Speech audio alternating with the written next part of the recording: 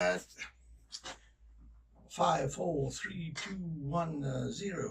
Agnes Chanyan Bucks, good morning. Good morning, Finlay. You are in our studio this morning to introduce your book, which is your first novel, The Sown, S-O-W-N. Why have you chosen this title?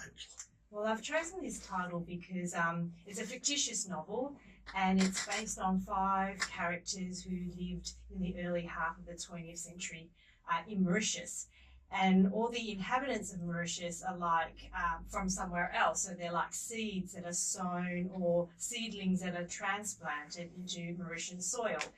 And I'm an avid gardener, so some seeds flourish and some turn into beautiful plants. Some seeds don't do so well. So I've titled the book The Sown to sort of capture the fortunes or the misfortunes of the 5 characters and how they sort of survived in Mauritius. And it sounds very bizarre that you've married a Mauritian, that you have that kind of accent. Oh yeah, I'm from Australia. So born in Australia. I know, actually. I'm born in Hong Kong. Okay. So I migrated to Australia when I was 6. And so I effectively had most of my education in Australia. That's why I've got the Aussie accent. And one of the characters, a lot of the characters are immigrants or second generation immigrants. And I kind of identify with that because I'm a first generation immigrant, and sort of the feelings of wanting to do well and be successful and not let the family down. And I try to capture a bit of that in some of what you have 5 principal characters in the book, 5 major characters. That's right. Belonging to different community background. That's right. And then it's a sort of a melting pot, which is Mauritius, in fact. It is, and that's what inspired me to write about Mauritius, because even though you're all from elsewhere, and all have different backgrounds, you identify as Mauritians. So there's a strong national identity. It's absolutely beautiful. So I wanted to capture that. So there are 5 characters from different backgrounds, and the plot. Well, tell us a bit about the plot for those on the book. No problems. So with the plot, the first perhaps third of the narrative sort of sets the tone of the different characters, and then as the plot develops, you'll see how they are all interrelated in some way. So hopefully there's a few surprising twists and turns, and that's what I like to capture.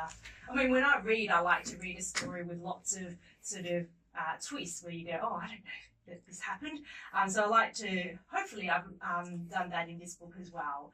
So as the reader goes through the book, all the interrelationships between the 5 main characters will hopefully be revealed. Well, what surprised me that you're so young that you've chosen Mauritius in the first half of the 20th century. Why then? You could have been a contemporary story. Oh, I know. Why then? No, why then? Yeah, that's why then. Well, I love nostalgic things.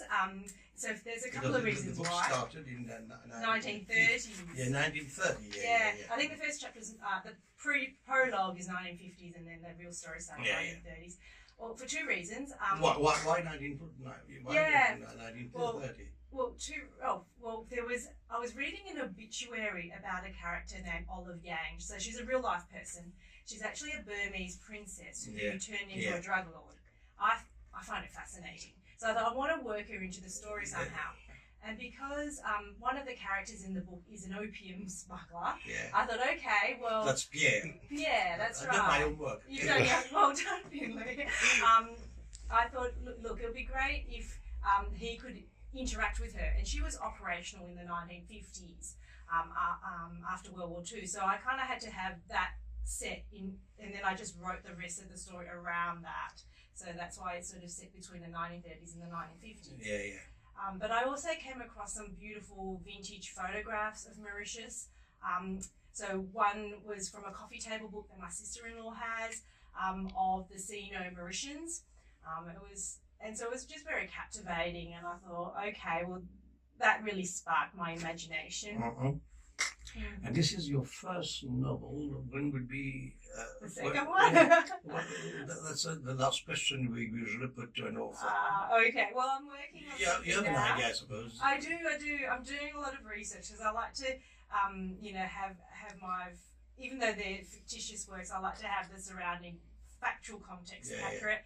So I'm writing, working on a sci-fi genre, so something about genetic engineering. So I'm just doing a bit of research for that. And from what, after the reading your novel, we have the impression you were understood into cases of community relationships in Mauritius. Yeah. Yeah, you know how people live. Oh, absolutely. And I think it's really studying of the human condition and how people interact. So I'm an avid people watcher. So if I'm ever at a restaurant or a cafe, I love watching how people relate to each other. So I guess it's sort of like that when you're writing about people from different cultures and different communities. Thank you, Agnes. Thank you, Finlay. Thanks for having me. Okay.